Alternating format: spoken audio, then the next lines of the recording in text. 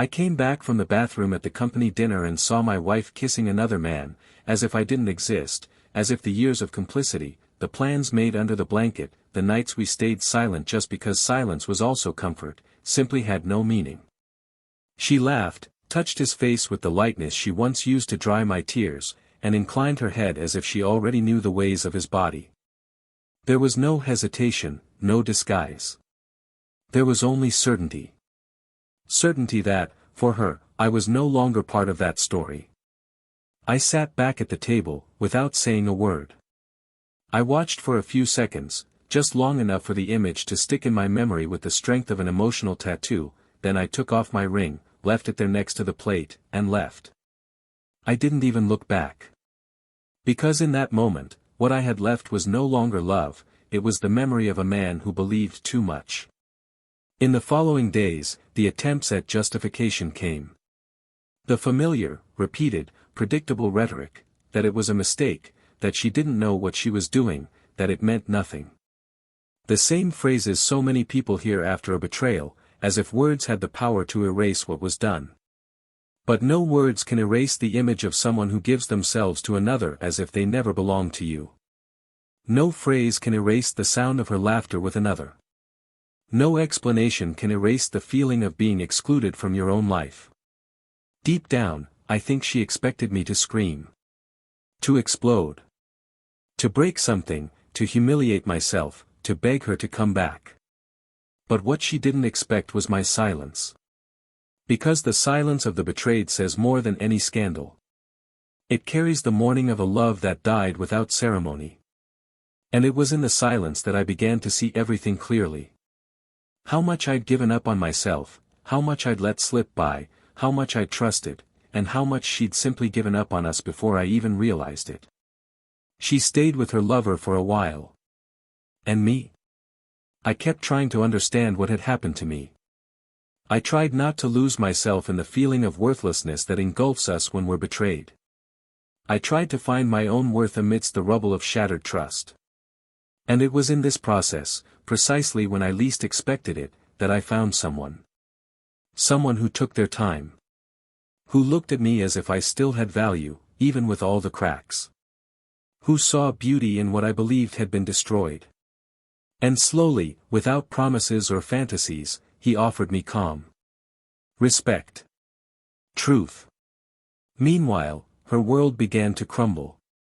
Her lover, the one who seemed like the perfect escape from her routine, proved to be as empty as her gesture. He didn't want commitment, he didn't want a future. He only wanted someone else's stolen gift. And when she finally realized she wasn't loved, only used, it was too late. She tried to come back. She tried to use the same words that had once convinced me. But what she didn't realize was that, while she was testing the limits of love, I was relearning to love myself. I forgave her, because I understood that holding on to resentment would just be another way to remain trapped. But we didn't continue as a couple. And it was then, only then, that the penny truly dropped for her. The worst pain for someone who betrays isn't being forgiven. It's realizing that, even after forgiveness, there's no more room. It's understanding that the love she was sure would always be there, is gone. That the man who once would wait for her at any door now no longer even waits in her thoughts. That the songs that once belonged to them now play in other ears. That the home she destroyed no longer exists, and not out of revenge, but because time waits for no one who decides to toy with another's heart. Life went on. And she began to live outside the story that could have been hers. She began to walk alone through the streets where we used to walk hand in hand. She began to remember details she'd previously ignored, the smell of my coffee, the random texts in the middle of the day, the sound of my laughter when she said something silly. Small things that, when added together, meant everything. And none of it was within her reach anymore. Because absence is the greatest punishment for those who had everything and thought they could throw it away. One day, without planning, we crossed paths again. I was in the park with my new companion. We were laughing at something silly, a dog jumping among the leaves. She saw us from afar. She stopped. She watched. And in that moment, it was as if her entire past had hit her all at once. Because there, before her, was the life she'd lost, not by chance, but by choice. She saw the sparkle in my eyes, the same one that had once been hers alone. She saw the affection she once received being given to another. And she felt, in the deepest silence, the pain that only those who have lost a true love know, the pain of not being able to return. There was no scandal. There was no drama. She just looked away and kept walking. But I saw it. She was destroyed. And for the first time since all that, I felt pity. Not anger. Not resentment. Just pity. Because I realized that her greatest punishment wasn't what others could see. It was what she carried inside, the knowledge that she had destroyed the love of her life with her own hands. That she had toyed with the kind of love most people spend their lives searching for and never find. And now, she would have to live with that. Forever. But there's something she doesn't know yet. Something even I didn't fully understand until a few days ago. Something that changes my entire perspective on why she cheated on me, something that makes me rethink everything I experienced with her. And maybe, just maybe, it will make me understand that the betrayal wasn't the beginning of the end, but the consequence of something even deeper. But that. I only discovered that much later. Welcome to the channel. Here, we do not romanticize betrayal, on the contrary. Every story told is fictional, but carries a deep emotional truth, that to betray is to destroy, is to hurt the one who loved you most, is to lose everything on impulse. Our goal is clear: show the real consequences of a wrong choice, and how it can leave scars that not even time can erase.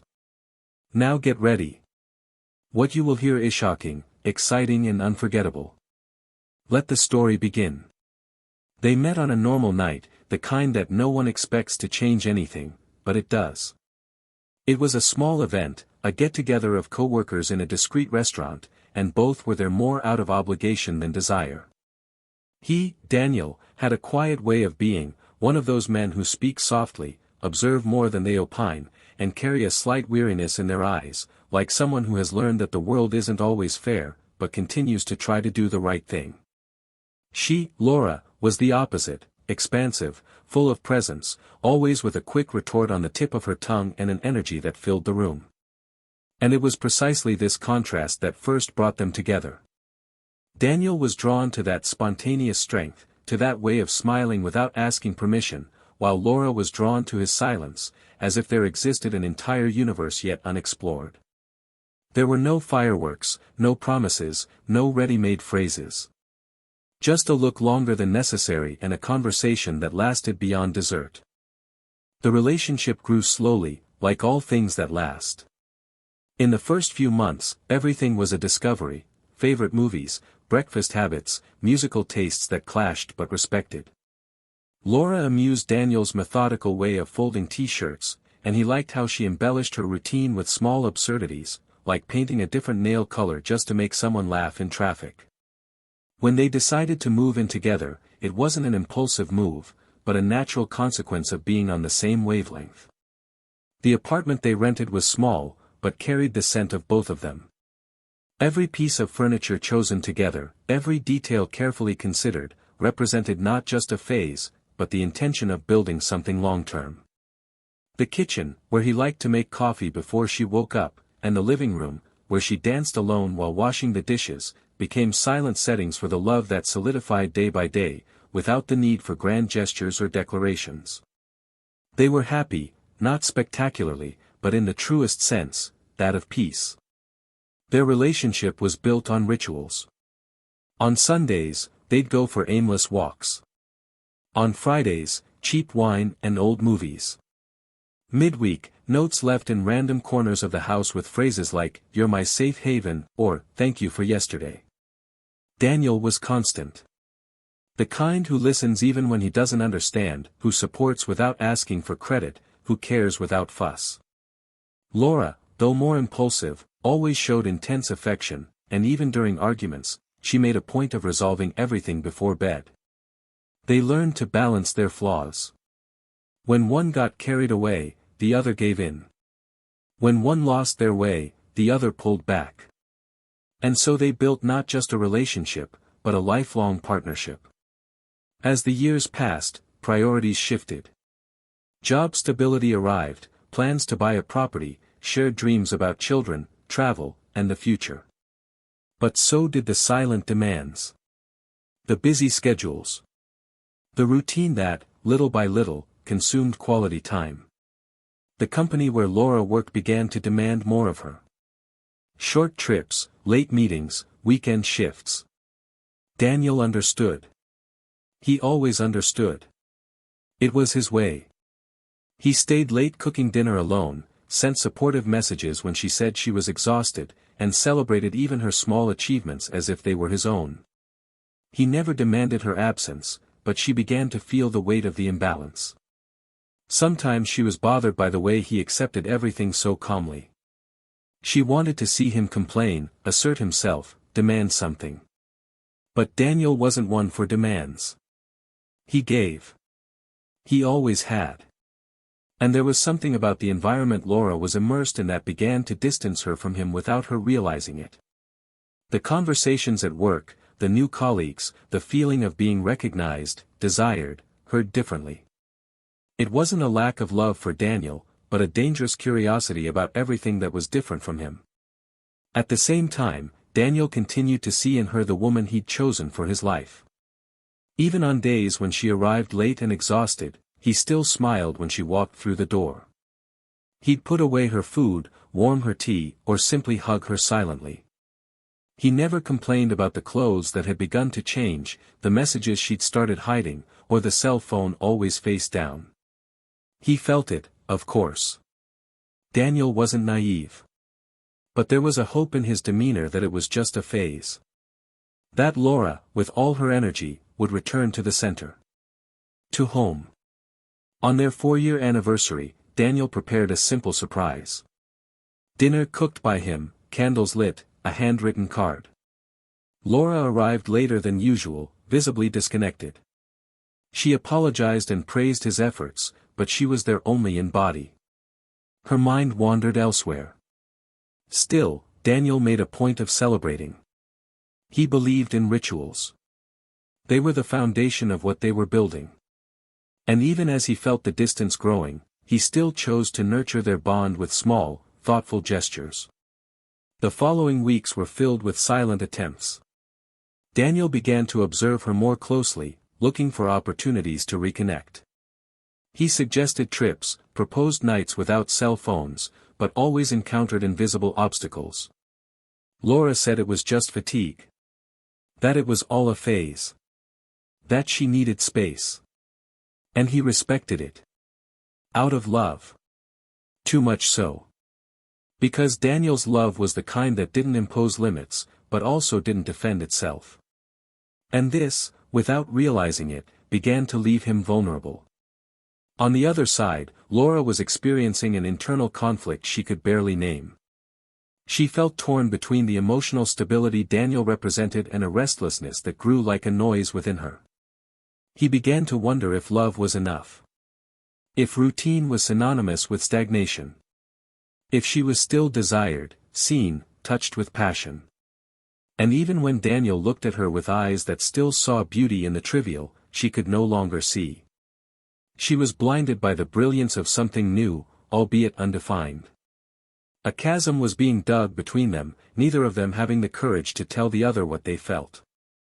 They both remained there, in the theater of normality, perhaps waiting for time to resolve what words avoided.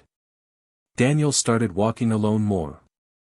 On Saturday mornings, he'd take his bike and cycle through unfamiliar neighborhoods just to clear his head. Sometimes he'd stop at a coffee shop, read a passage from a book, observe people he didn't know. He'd try to understand where he was going wrong.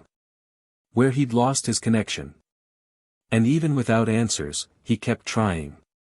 Because for him, giving up was never an option. Laura, for her part, delved deeper into herself. She began to distance herself from the little things that once connected her to him. She stopped responding to messages with affectionate emojis, ignored the notes he left on her mirror, and forgot small dates, like the day they met. Not out of malice, but because she no longer felt part of that everyday life. Something inside her screamed for change.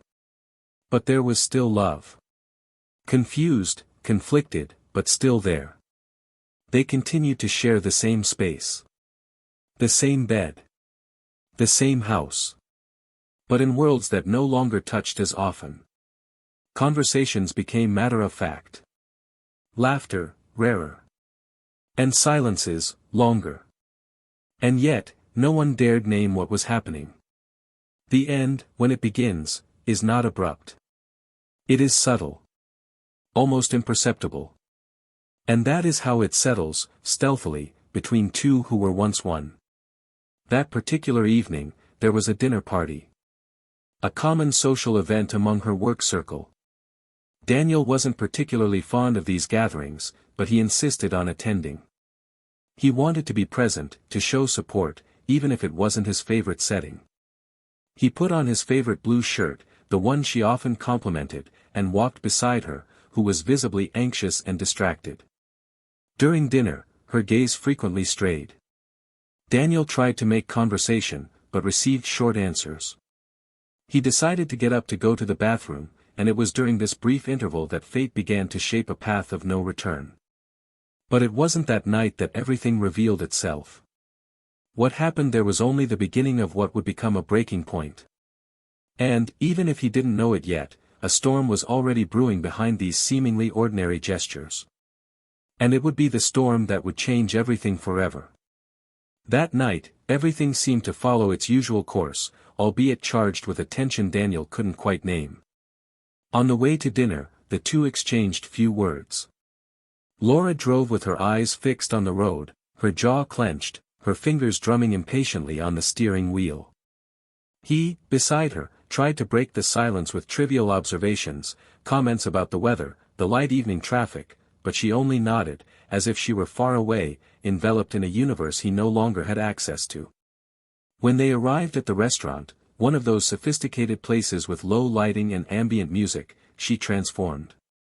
Her fatigue gave way to an almost performative energy. Laura greeted everyone enthusiastically, smiled more than usual, and her eyes sparkled in a way that had nothing to do with the decor. Daniel noticed but didn't comment. He was used to seeing Laura sparkle in social settings, it was part of what he'd always admired about her. Still, there was something different that night, something unsettling he couldn't quite put his finger on. They sat at the table with her colleagues, about 8 people, all well-dressed, chatting animatedly. Daniel didn't know most of them, but he greeted them kindly and maintained his usual low-key tone. Laura, on the other hand, seemed close to everyone, especially a man sitting to her left. He was younger, with engaging speech, neat clothes, and a confident smile. There was something about the way he looked at her that bothered Daniel. A gaze that was too direct, too intimate, as if a silent conversation were taking place without words. Daniel noticed the small gestures, the hand that lightly brushed her arm during a joke, her exaggerated laugh when he spoke, the glances that met for a few seconds too long. Still, he remained silent. He preferred to observe before judging. But unease settled in the pit of his stomach like a stone. During dinner, Laura avoided eye contact with Daniel. Whenever he tried to make a comment, she cut him off with short sentences or diverted the subject to something that included everyone at the table. At one point, she got up to answer her cell phone and took longer than expected. When she returned, she was different. Her smile had disappeared, and her eyes were red. She said it was a call from her brother, something related to their mother, but her excuse rang hollow. Daniel wanted to ask more, but held back. He knew how she closed herself off when she didn't want to be questioned. And even as her anguish grew, she maintained her composure, knowing that public confrontations led nowhere. As the evening progressed, Laura's behavior became increasingly difficult to ignore. She barely touched her food, sipped her wine hurriedly, and seemed restless.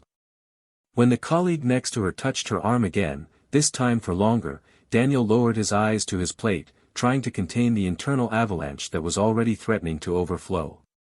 It wasn't just jealousy. It was the clear realization that something was happening in front of him, and that everyone but him seemed to know about it. The mood changed. The table laughed less. Conversations became more subdued. It was as if there was a tension in the air that no one dared to name, but everyone felt. At the end of the night, Daniel said he was going to the bathroom. He needed a break. To breathe, look in the mirror, try to find some reason to keep pretending normal. He got up without saying much and walked to the hallway. In the bathroom, he washed his face slowly, stared at his reflection, and silently wondered what he was doing there. As he left, the air felt colder than before. With slow steps, his heart heavy, he made his way back to the table. But he stopped a few feet away. And what he saw there froze time. Laura was leaning over the table, very close to her colleague. Their faces were inches from each other, their eyes locked, their hands touching intimately. And then, she kissed him. Not a furtive, disguised kiss. But a gesture full of intention. As if everything around them had disappeared. As if there was nothing between them but that moment. As if Daniel didn't exist. He stood there. The noise around him dissolved. There were no more voices, no more silverware, no more music. Just that scene. Harsh. Raw. Inexplicable. She didn't see it. She remained surrendered to that moment as if experiencing a moment of freedom. But for Daniel, it was like watching his own heart being silently shattered. He took a deep breath and walked to the table with firm steps, as if his body knew what to do even when his soul no longer responded. He sat back down and stared at Laura for a few seconds. She froze upon noticing his presence, her eyes wide, her body tense. He didn't say a word. He simply removed the ring from his finger, placed it on the table next to his plate, and stood up. She called his name, but he didn't answer. He left the restaurant without looking back, feeling the city spin in slow motion. Every step hurt. Not from surprise, but from confirmation. Because deep down, he already knew. He just didn't want to accept it. He walked through empty streets, listening to his own footsteps echo in a deafening silence. Flashes of the night played in his mind like scenes from a movie he never wanted to star in. And with each image, the certainty grew, he had lost something he thought was eternal. Meanwhile, Laura stood at the table, unsure of what to do. Her lover looked away, embarrassed, walking away with vague excuses. She held the ring between her fingers, as if trying to grasp the weight of that object. As if only in that instant had she realized what she had done. And even though she tried to rationalize, telling herself that things hadn't been right for a while, that there was need, distance, silent conflicts, none of these justifications held water in the face of what Daniel had done, simply leaving. She returned home later, expecting to find him, rehearsing words, explanations, crying at the steering wheel. But the house was empty.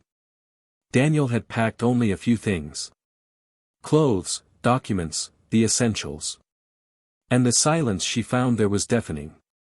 The furniture seemed to mock her. Memories became thorns. Every corner of the house breathed him. And now, he was no longer there. In the days that followed, Laura tried to contact him. Calls, messages, emails. Requests to talk, to listen, to forgive. But Daniel didn't respond. He needed distance. Time. Air. He withdrew into himself, allowing himself to feel everything, anger, sadness, frustration, shame. And even surrounded by advice and opinions, he chose silence. Because sometimes, silence is the only way to maintain some dignity amidst the chaos. The pain didn't come like an explosion. It came like a seep. Slow, steady, irremediable. The betrayal, more than an act, was the symbol of everything that had been lost. Of everything that had been neglected, of all the small moments that seemed trivial but were the foundation of something greater. And now, he looked at you and no longer recognized the man he believed so deeply in. He had been broken. But he was still standing. Laura, on the other hand, began to sink into guilt. She tried to justify to herself that she was confused, needy, vulnerable. But none of it could withstand the weight of Daniel's gaze that last night. The gaze of someone who, even hurt, didn't lower himself. The gaze of someone who chose self-love over confrontation. And the more days passed, the more she understood what she had lost. But there was something else. Something that hadn't yet surfaced. Something that would make everything even more devastating when revealed. A detail Laura believed buried, but which would resurface in the worst possible way. And when that happened, no apology would be enough. Because some truths have the power to destroy what remains after love has already faded. Time had continued its course, dragging the days along in silence, without a sound of return.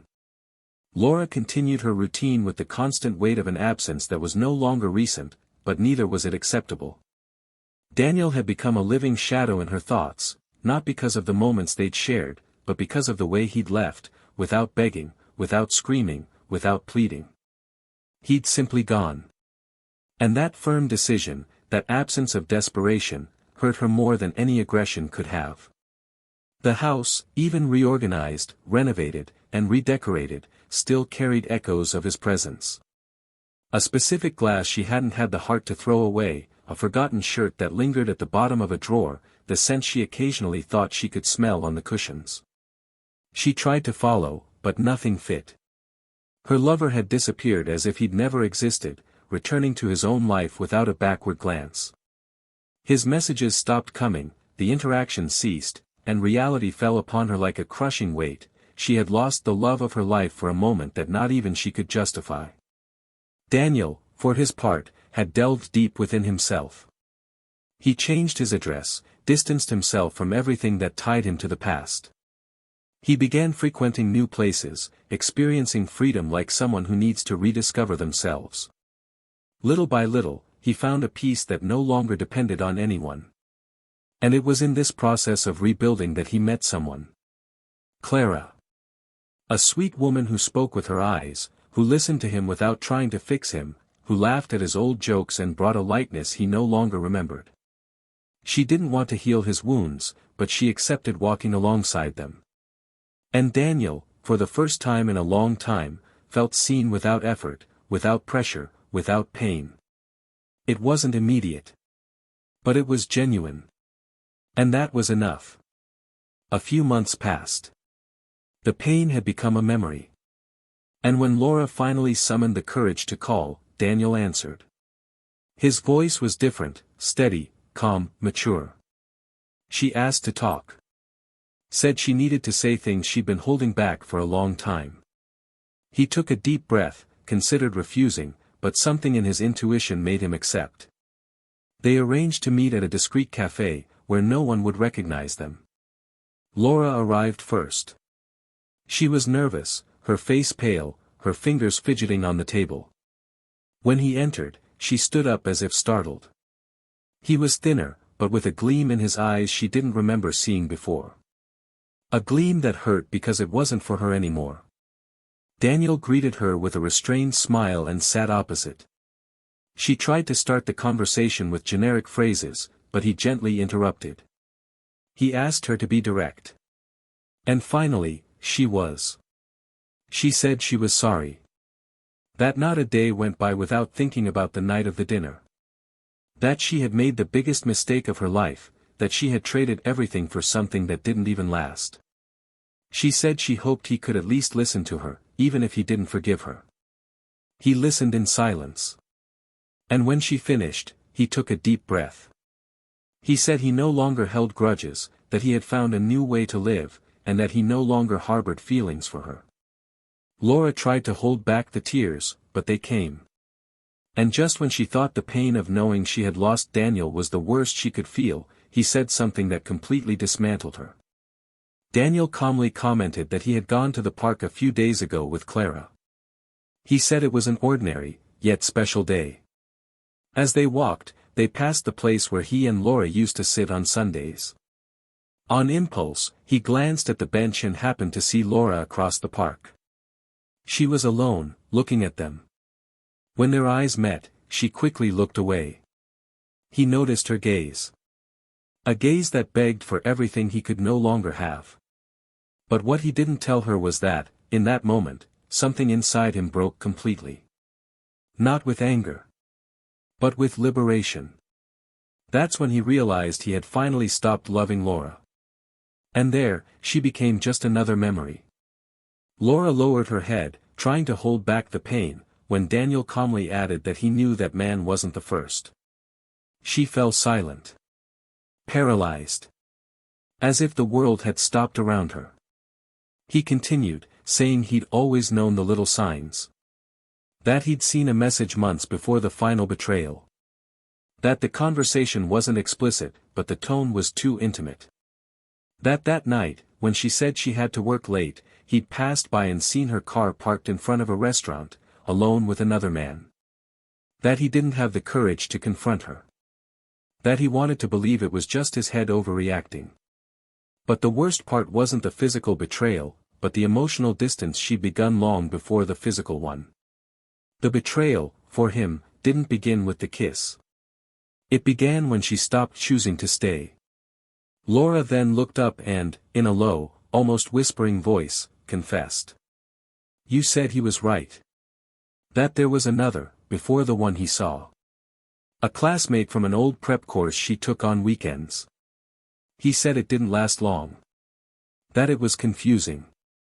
But it happened." Daniel simply nodded. His gaze was serene, but there was pain there. Not from the discovery, but from the confirmation that the love he offered had been neglected so many times without him knowing. He said he wasn't there for revenge, nor to hurt her, but to close a cycle.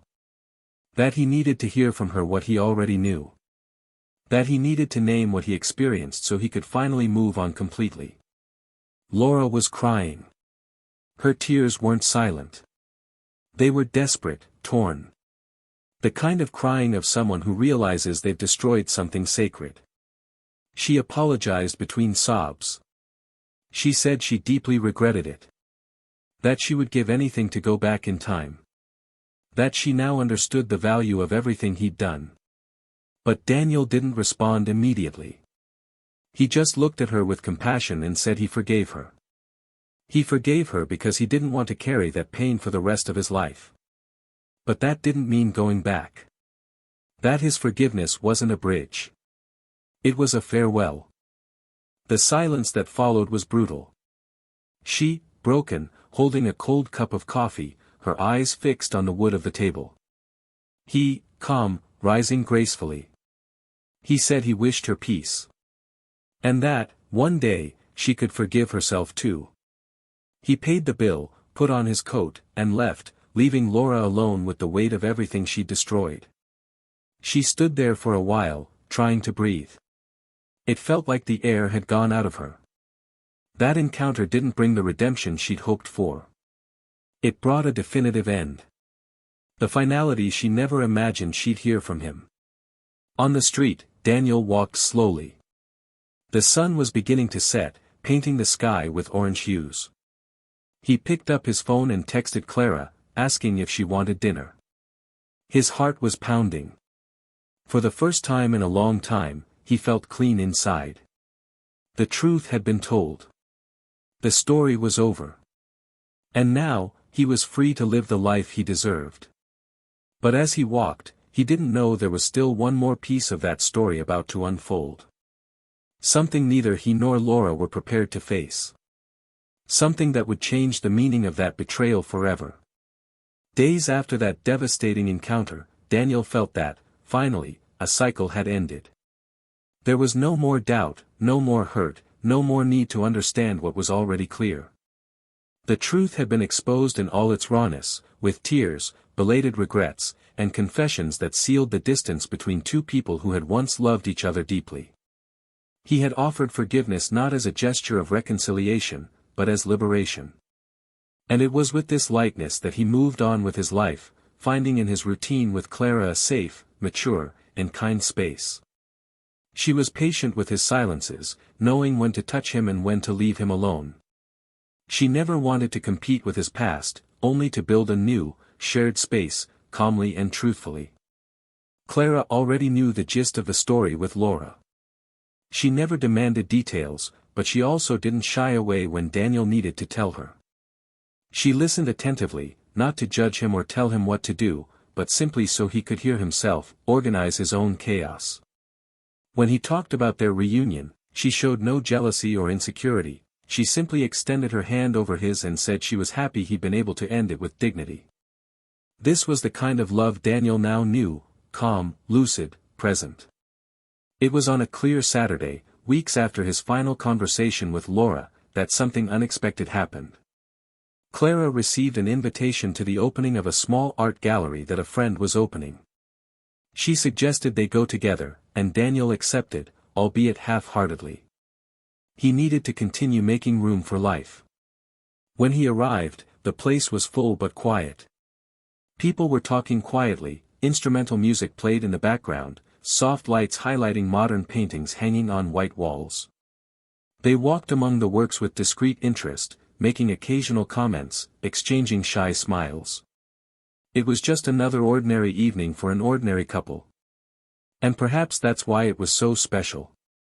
While Clara chatted with her friend who was organizing the event, Daniel stepped away for a moment. He stopped in front of an abstract painting, observing the intertwining shapes as if trying to say something he couldn't decipher. That's when he heard a familiar voice calling his name, hesitantly, almost shyly. He turned slowly, and there was Laura, standing a few feet away from him, a glass of wine in her hand and a restless look in her eyes. She wore a dark, simple dress, her hair tied back in an unpretentious way. There was something different about her. It wasn't the same look of desperation from the cafe, nor the confident woman from before. It was a blank look, as if something inside her had been erased. He hesitated for a second, then nodded politely. She walked toward him slowly, as if unsure whether to continue, and stopped beside him, in front of the same work. She commented that she liked the mix of colors, but her voice trembled. Daniel remained silent. Laura then turned to face him and said she didn't want to disturb him, that she just needed to say one last thing. He replied that he didn't see a problem, but that he would need to return to Clara later. She nodded, clutching her glass tightly, as if that gave her courage. And then, bluntly, she said what she never imagined she would have to say. She revealed that night in the park, when he saw her watching from afar, while he was with Clara, it was no coincidence. She followed him. She had done so a few times, trying to understand how he was living.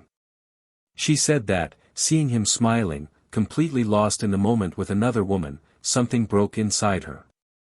Not out of jealousy, but because she realized he was fine. Better off without her. That love had, in fact, died. That there was no going back. But what tore her apart most in that moment was the girl who appeared next, running toward them. A child of about 4 years old, with curly hair, who jumped into Clara's arms, calling her Mommy. Laura froze. She had never known Clara had a daughter. She watched Daniel pick the girl up, spin her around, laugh, kiss her forehead. She saw in his gestures a fatherly love that she herself hadn't believed he was capable of feeling. Daniel frowned. He said it was true, the daughter was Clara's, from a previous relationship, and that he had bonded with her in recent months. Laura then took a deep breath and, her voice breaking, murmured, "You know I was pregnant, don't you?" Daniel felt the ground disappear. He stood still. The sentence hung in the air like a bomb about to detonate. Laura didn't wait for the question. She said yes, that she had gotten pregnant with his child shortly before the betrayal came to light. That she found out days after the night at the restaurant. But, overcome by the turmoil, the end of the relationship, the guilt, the confusion, she didn't have the courage to tell him. She said she considered telling him, that she even wrote him a letter, but backed off when she saw he was beginning to rebuild. And that, deep down, she felt she no longer deserved to share anything with him. She said she lost the baby a few weeks later, in the midst of a devastating emotional process, alone, without telling anyone. She cried as she spoke. Not out of self-pity, but out of a silent grief that never had space to live. That was never seen by anyone. Daniel felt his heart racing. He tried to process the information, what it meant, what it represented. Part of him wanted to ask why she had hidden it. Another part understood that perhaps even she couldn't answer. The silence between them was thick. Finally, he said, his voice hoarse, that he was deeply sorry. Not just for the loss, but for everything she had experienced alone. Laura nodded, wiping her face with the back of her hand. She said she didn't want to get back together, that she didn't expect pity, that she didn't seek forgiveness.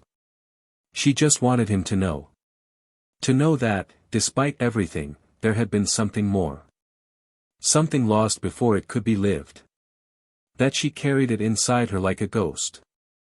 A baby that never had a name, a future that never arrived.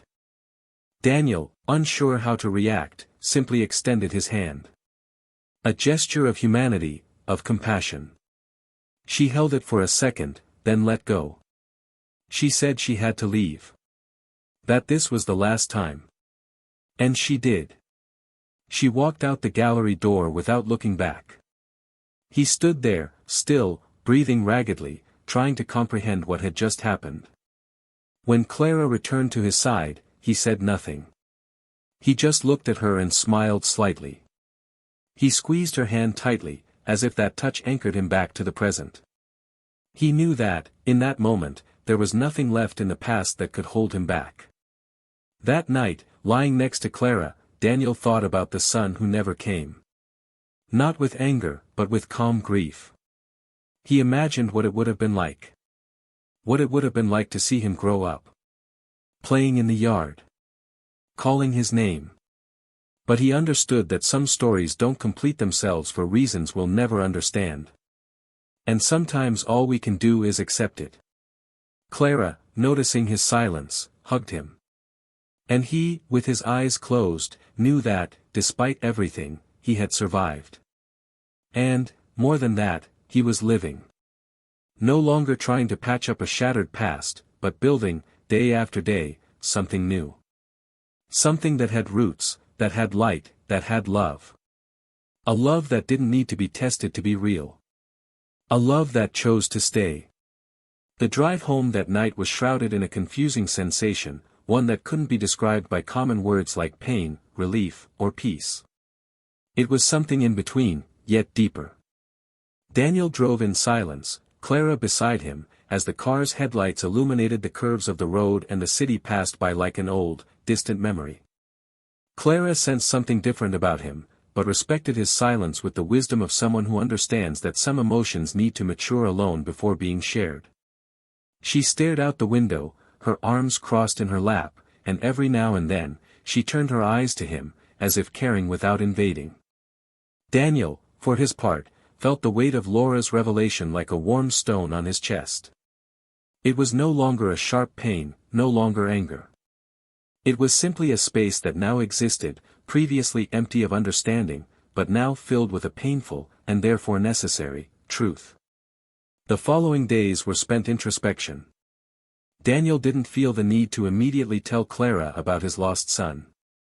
It was as if this revelation belonged to such an intimate layer of his past that it needed to be reorganized internally, processed in silence before being shared. Not out of distrust, but out of respect for the process itself. He began going for longer walks, sitting longer on park benches, reading old books he usually left half-read. There was something in his silence that Clara deeply respected. She didn't pressure, didn't question. When he sat beside her on the sofa, she simply welcomed him with her body, with a subtle gesture of affection, like resting her head on his shoulder or intertwining her fingers with his.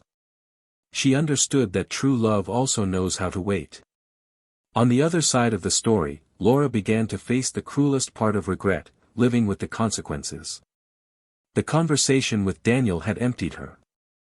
Not because she had expected anything different, but because reality, spoken aloud, had a far more devastating effect than any fantasy she had harbored.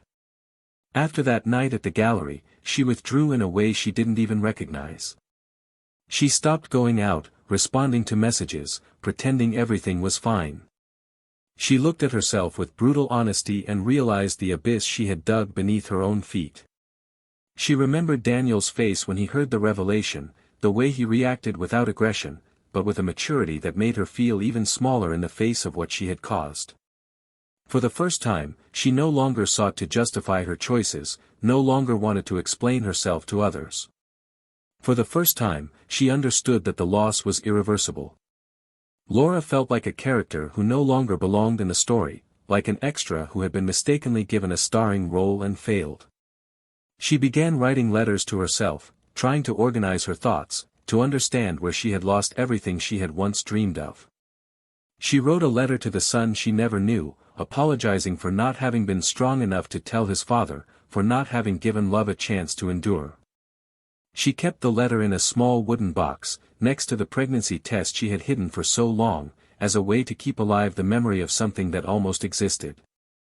In that moment, Laura no longer cried for Daniel, but for everything she had become along the way.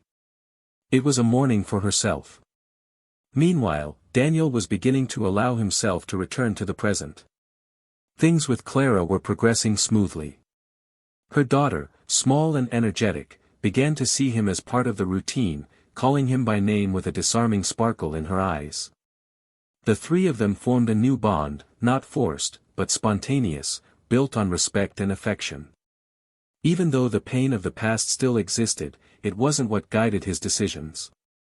It was like a book held dearly but already read to the end. Daniel no longer wanted to get lost in the whys and wherefores, nor to sift through wounds. He simply wanted to live. And it was in this movement of reconstruction that, one random night, he decided to make room for the truth. They sat together on the porch, he and Clara, a glass of wine in their hands. The sky was clear, and the silence of the night seemed conducive to what needed to be said. Daniel spoke calmly, straightforwardly, without dramatization. He told him about his lost son. About his conversation with Laura. About how it had affected him. Clara listened silently, her eyes brimming with tears, but without interrupting. When he finished, she leaned closer, gently touched his face, and said she was sorry. Not for having a son he'd never met, but for having gone through it all alone. And she concluded by saying he no longer needed to face anything alone. That was more than an answer. It was a hug to the soul. In the days that followed, Daniel felt something different inside. It wasn't complete joy, nor sadness. It was a sense of acceptance. The certainty that some losses are part of what shapes us, and that even the purest love can be lost when set aside. He thought a lot about the fragility of choices. How small, silent, and seemingly harmless deviations can lead to such tragic outcomes. He understood that the betrayal wasn't the beginning of the end, but merely the reflection of a long-standing disconnect. And that, perhaps, they had both been victims of their own emotional neglect. One morning, walking alone, Daniel passed the bookstore he used to frequent with Laura years ago. He entered without intention, guided only by a subtle memory. He wandered the aisles until he found a book she had mentioned in a long-ago conversation. He picked up the copy, flipped through a few pages, and, in the middle of the book, found an old note, forgotten between the pages. It wasn't signed, but it was clearly from the used books section. The note read, "Sometimes love isn't enough to keep two people together, but it's what teaches us to be better for the next encounter." He smiled, closed the book, and left the note where it was. He left the bookstore with a feeling of subtle fulfillment, like someone receiving a message from the universe. Laura, for her part, decided to leave the city for a while. She needed distance. Not from Daniel, but from everything that reminded her of the version of herself she no longer wanted to be. She went to her aunt's house in the countryside, where she spent her days reading, writing, and tending the garden. The therapy she had begun months earlier was beginning to take effect, not as a cure, but as a mirror. She was learning to face herself without masks, to forgive herself slowly, without haste. She now understood that the betrayal she had committed was not only against Daniel, but against the woman she had once dreamed of being. And that, perhaps, was the greatest punishment. Every now and then, I thought about writing to him. Not to ask for anything more, but just to tell him I was okay. That I was rooting for him. That I was grateful for being, despite everything, the most honest love he'd ever known. But every time I started to write, I gave up. Maybe because some messages are better left in silence. And she, finally, understood the value of well-placed silence. Daniel continued his routine, now lighter, more present. With Clara and her daughter, he created small but truthful moments. He learned to laugh again, to trust, to surrender without fear. Not because he had forgotten the past, but because he had learned from it. And although the scars still lingered, none of them hurt anymore. They were marks that told a story he didn't want to erase, but which now, finally, was ready to be left behind. There was something in the air, as if life were preparing one final gesture, one final scene that would bring that chapter to a close. But no one knew what was to come. And when it did, there would be no more room for questions. Only answers. Only truths. On that cloudy autumn morning, the wind blew with a strangely comforting melancholy, as if time itself understood that something was about to end, not abruptly or dramatically, but with the necessary gentleness of a cycle that comes to an end, not because someone has ended it, but because there is nothing more to say. Daniel woke before the alarm clock rang, his face still half pressed into the pillow, his body curled up against Clara, who was breathing slowly, surrendering to the peaceful sleep he so admired. Watching her sleep, unknowingly, became part of his intimate ritual. There was something sacred in that simple routine, something he learned to cherish after all. Clara's presence was light, but never empty. She knew how to be without taking up too much space, how to love without invading, how to be without erasing anyone, and this harmony, which he had previously believed impossible, was now the center of his new life. He got up slowly, grabbed a sweater, and walked to the balcony, carrying a cup of still-warm coffee. The gray sky painted the horizon with soft hues, and the sounds of the street gradually began to emerge. The city was waking up with slow steps, and he felt at peace. Opening his phone, he saw an unexpected message. It was from Laura's sister. A woman he barely spoke to, but who had always respected him, even after the breakup. The message was brief, to the point, and yet deeply symbolic. Laura's back. She's fine. She asked about you. Not because she wanted anything. She just asked. Daniel stared at those words for a while, as if their weight was taking a long time to truly sink in. He returned his gaze to the horizon and thought about how things had changed. How life, in its own time, had put each piece in its place, even those that seemed lost. Later that day, Clara found him sitting in the living room, a book on his lap, but not reading. She noticed the strange silence and sat beside him, resting her head lightly on his shoulder. Daniel stroked her hair silently, and only after a few minutes did he share the message he had received. There was no tension in the air, no insecurity. Clara simply asked with a serene look if he wanted to come see her. The answer didn't come immediately. He wasn't sure if he wanted to. Not out of fear of what he might hear, but because he no longer felt the same urgency as before. Everything that needed to be said had already been said. But something inside him, perhaps a kind of compassion that survived the end of love, made him say yes. He wanted to see her. Not to rescue anything, but to confirm that, indeed, he was free. Across town, Laura had settled back into the old apartment she'd shared with her mother before moving in with Daniel. A small space, filled with old memories and a simplicity that reconnected her with parts of herself she'd forgotten. The move back to the city hadn't been a strategic decision. It was more of a symbolic return, a gesture of courage. She was thinner, her hair now almost always tied back, her clothes understated, her eyes calmer. Therapy had become a pillar, books a constant companion, and small rituals, like cooking for herself or tending to the plants on the balcony, began to represent internal reconstructions that no one saw, but which she felt with every gesture. When Daniel contacted her to arrange a meeting, Laura responded kindly but without enthusiasm. It wasn't disinterest, it was maturity. They arranged to meet at a discreet coffee shop, away from the eyes that still remembered them as a couple. On the agreed-upon day and time, she arrived first, sat at a table in the back, and ordered a mint tea. She was serene, but there was a wet glint in her eyes, not of pain, but of presence. When Daniel entered, she smiled with her lips, but her body remained restrained. He approached, sat across from her, and for a few seconds, they just stood there, looking at each other, as if finally recognizing the real versions of each other. This time, there were no speeches. No requests, no apologies. Just conversations. About books. About time. About what they'd learned. Daniel talked about Clara, but with the delicacy of someone who knows that certain truths, however inevitable, need to be spoken sensitively. He spoke about her daughter, the way she'd entered his life unplanned, and how that taught him to love differently, without demands, without urgency. Laura listened to everything with sincere attention, as if ready to listen without suffering.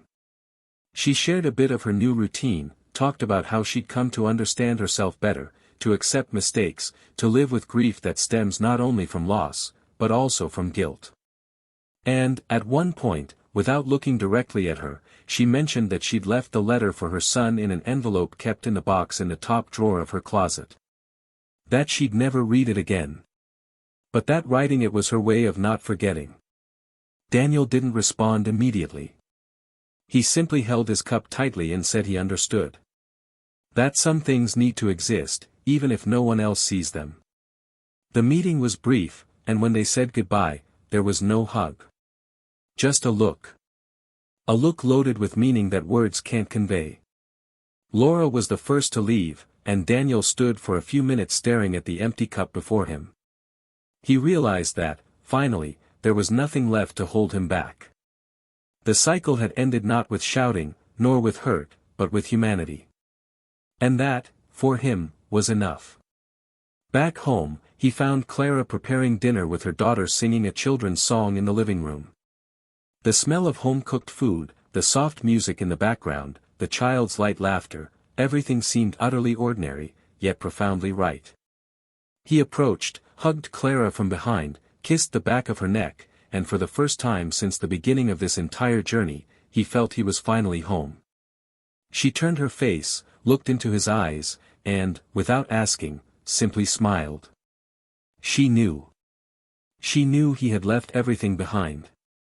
And she knew that from then on, what would come would be only constructions, not on ruins, but on solid ground. A few more months passed. Daniel decided to write about everything. Not to publish, nor to show anyone. It was an intimate project, a personal account, almost therapeutic. He wanted to record the story he had lived, not to relive it, but to ensure he learned everything there was to learn. Clara read a few pages in silence, and when she finished, she said she felt proud. Because the love they were experiencing now was not born of perfection, but of overcoming. And that was even more beautiful. One afternoon, as they strolled through the park with Clara's daughter running ahead, Daniel sat on the same bench he used to sit on with Laura. The same one where, long ago, he had felt his heart ripped from his chest. Now, the bench was just wood. The place, just a space. Because what had hurt no longer hurt. What remained wasn't hurt, it was wisdom.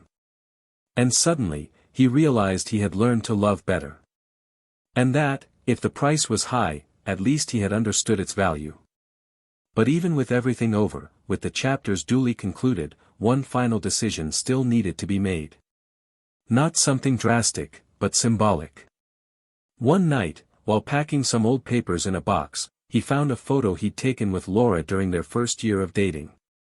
They were smiling, sitting on the steps of their old building. It was a beautiful image, full of truth. He stared at it hesitantly for a moment. He could have torn it up. He could have kept it. But instead, he pasted the photo into the back of the notebook where he'd been writing his story.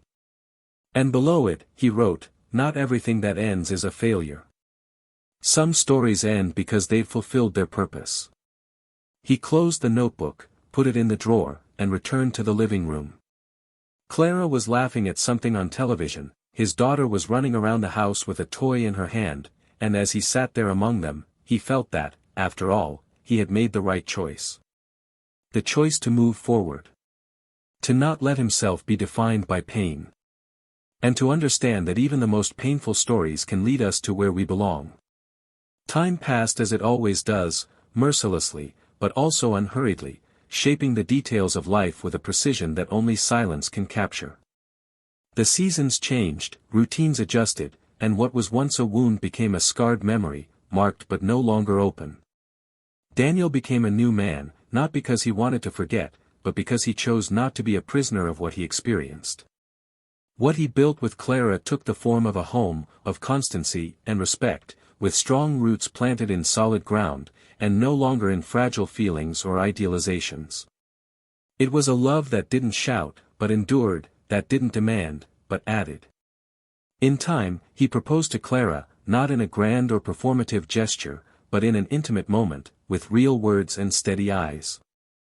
She accepted with the same serenity with which she entered his life, without promising anything other than to walk by his side.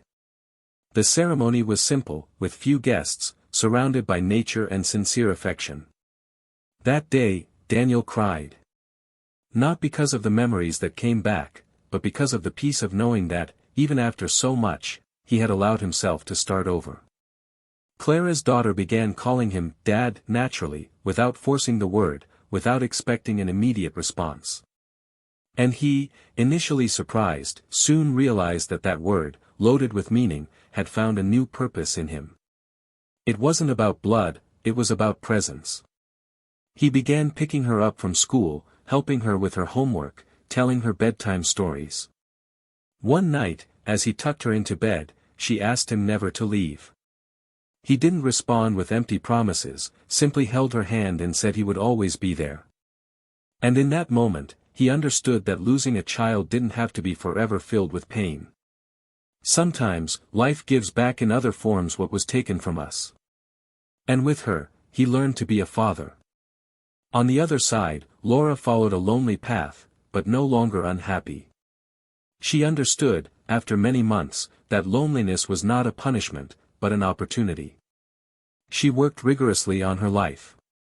She started a social project with other women who had gone through similar traumatic experiences, betrayals, abandonments, rejections. There, she found new meaning. She told her story courageously, not to seek empathy, but to show other women that it is possible to acknowledge mistakes while still seeking personal redemption. She never sought Daniel again. She never tried to contact him again. She knew that any gesture, no matter how small, could be interpreted as an attempt to get back at him, and she didn't want that. Not for lack of feeling, but out of respect for the new life he had built. Laura began caring for her mother, who had grown ill over time. He became involved in small causes, but they made a difference. He adopted a stray puppy, planted trees around town, and read all the books he said he would one day. Some nights, when she sat alone on the porch with a glass of wine in her hand, she thought about everything she'd experienced. Everything she'd lost. She no longer blamed herself as she used to, but she never stopped feeling.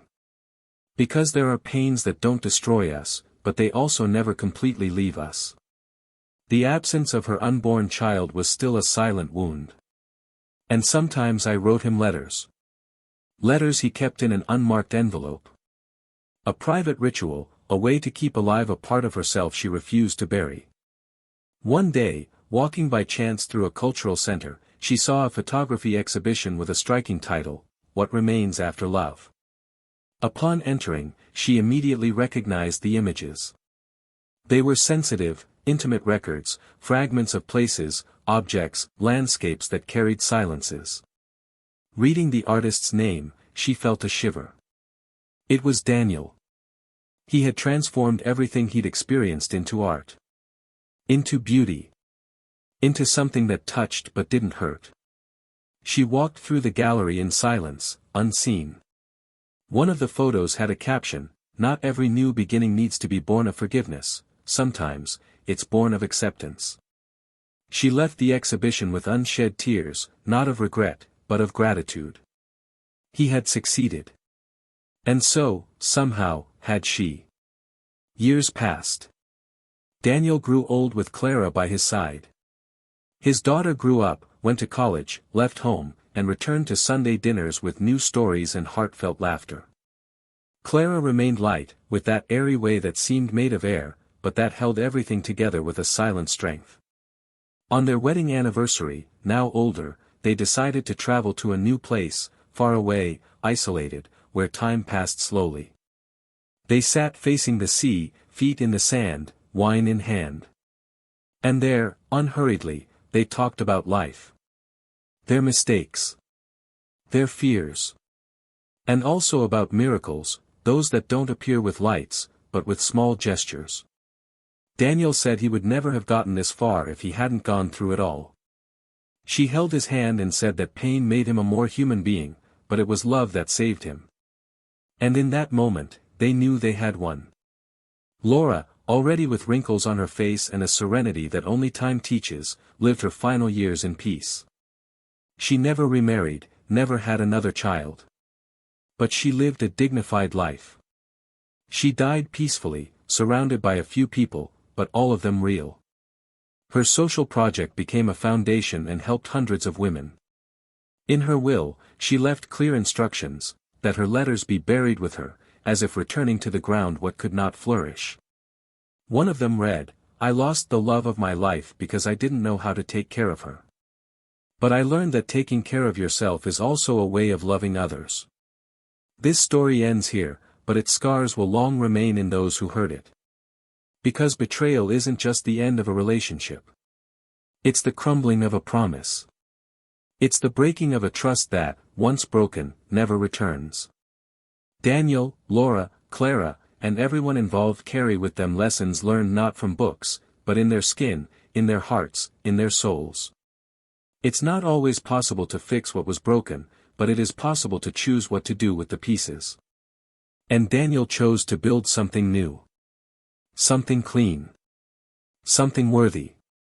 If you've come this far with a heavy heart, teary eyes, or deep reflections, leave a comment below to tell us what this story meant to you. Do you believe it's possible to start over after betrayal? That a broken heart can one day truly love again? We want to hear your opinion. Subscribe to the channel for more intense stories like this. And before you go, take this thought with you: betrayal doesn't just destroy a relationship. It destroys trust, affection, and the very fabric of a life built together.